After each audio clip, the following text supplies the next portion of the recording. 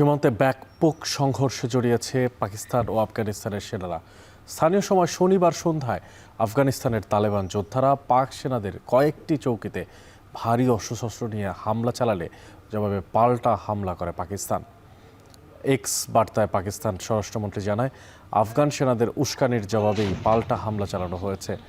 আফগান সেনাবাহিনী জানিয়েছে, কাবুলে পাকিস্তানি বাহিনীর বিমান হামলার প্রতিশোধ নিতে সীমান্তের বিভিন্ন এলাকায় পাকিস্তানের সেনাদের তীব্র সংঘর্ষে জড়িয়েছে সীমান্তরক্ষীরা।